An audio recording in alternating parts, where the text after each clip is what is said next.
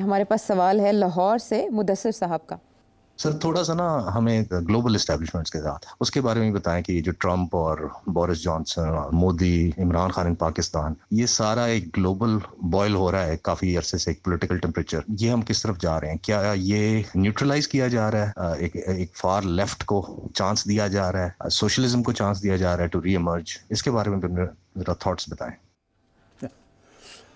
जी अच्छा, अभी बड़े 2-3 सर्वेज बड़े इंटरेस्टिंग हुए हैं। इप्सोस का भी हुआ है, 1-2 और भी हुए हैं, अमेरिका में भी हुए हैं, बाकी जगह पे भी हुए हैं। 2-3 चीज़ें वाजे हैं। अब ग्लोबल ट्रेंड्स की बात कर रहे हैं आप। एक तो ये है कि even in America and many countries in Europe जो स्विंग है is towards the right, not towards the left. Populism जो है वो राइट विंग पॉपुलिज्म की तरफ जा रहा है। अमेरिका के अंदर भी, यूरोप के अंदर भी बहुत से मुल्क हैं ऐसे, मैंने काफ़ी दफ़ा हवाला दिया उसका। इंटरेस्टिंग बात यह है कि ये क्यों हो रहा है ऐसे, कि राइट की तरफ क्यों स्विंग जा रही है, सोशलिज्म की तरफ नहीं जा रही। फार राइट को अब एक नई टर्मिनोलॉजी निकली है। अब वो फार राइट नहीं कहते, राइट कहते हैं। मतलब ये है कि अब वो इतनी ज़्यादा बढ़ गई है फार राइट। पहले तो एक फ्रिंज ग्रुप था, उसको कहते थे फार राइट। अब क्योंकि वो फ्रिंज नहीं रहा, वो मजॉरिटेरियन की तरफ जा रहा है, तो उसको राइट कहना शुरू कर दिया। This is very interesting. अब अमेरिका में अभी बड़े इंटरेस्टिंग कुछ स्टेटिस्टिक्स निकले हैं जो कि विच विल सरप्राइज यू। एक ग्लोबल सर्वे हुआ है, उसमें उन्होंने सवाल पूछे हैं एक इस किस्म के कि आप खुश हैं, आपकी अपनी हुकूमत के साथ खुश हैं कि नहीं हैं। तो अमेरिका में जो जवाब मिला वही जवाब उन मुल्कों में मिला जहां पॉपुलिज्म बढ़ रही है, राइट विंग पॉपुलिज्म बढ़ रही है। सारे कहते नहीं, हम नहीं खुश। मगर अगर उनसे ये पूछा जाए कि आपकी ज़ाती, जहाँ तक ज़ात का मामला है, आर यू सेटिस्फाइड, तो फिर वो कहते हैं हाँ हम वी आर सेटिस्फाइड। मगर जब आप पूछते हैं कि गवर्नमेंट का डायरेक्शन ठीक है या नहीं है, तो सारे ये कहते हैं नहीं, गवर्नमेंट का डायरेक्शन ठीक नहीं है। सारे जो है वो इमिग्रेशन के ख़िलाफ़ होते जा रहे हैं। सारे जो है वहाँ इस्लामोफोबिया बढ़ रहा है और इस किस्म की डेवलपमेंट्स हो रही हैं। यहाँ तक कि ये फॉरेन इंटरवेंशन जो है उसके ख़िलाफ़ भी राइट विंग जा रही है। ये वो लोग हैं जो कह रहे हैं कि हमें अपने मुल्कों का ख्याल करना चाहिए, हमें दुनिया की तरफ नहीं अब देखना चाहिए, उनको बेल आउट्स नहीं देने चाहिए, हमें ये ह्यूमन राइट्स और ये सारी चीज़ें छोड़े, हम we have to focus on our own countries. यहाँ तक कि यूरोप के अंदर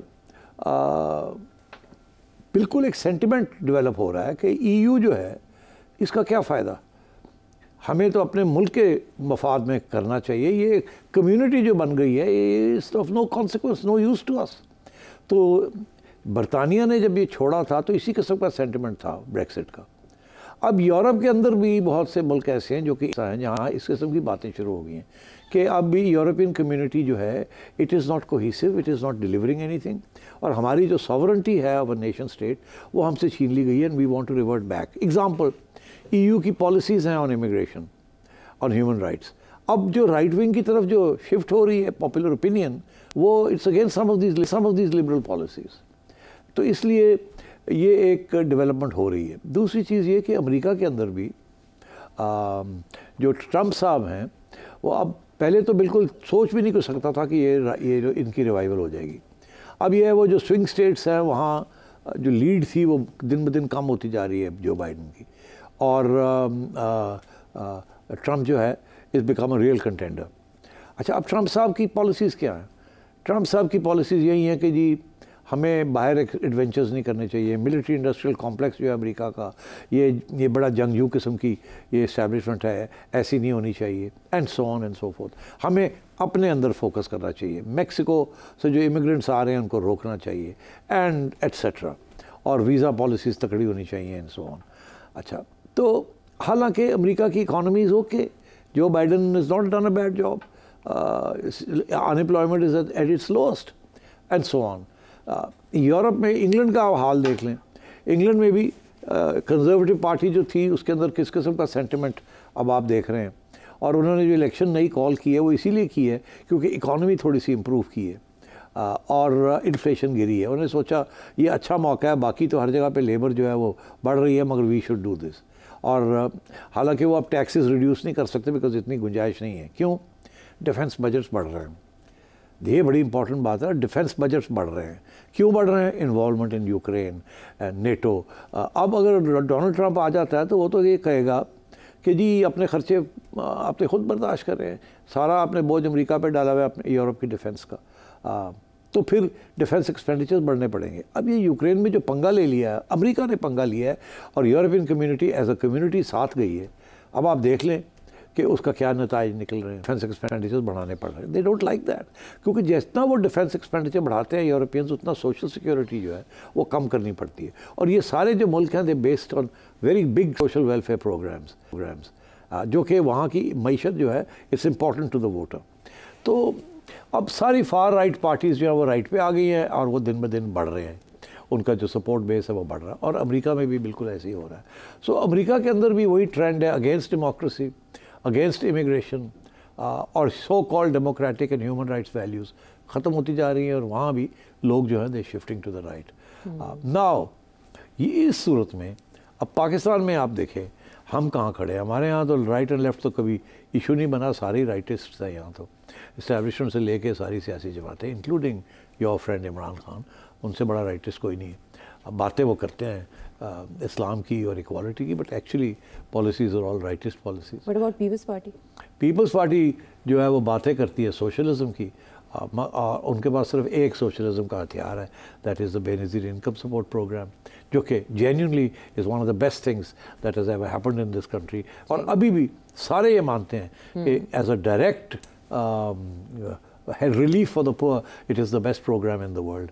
तो पीपल्स पार्टी की बड़ी खिदमात हैं।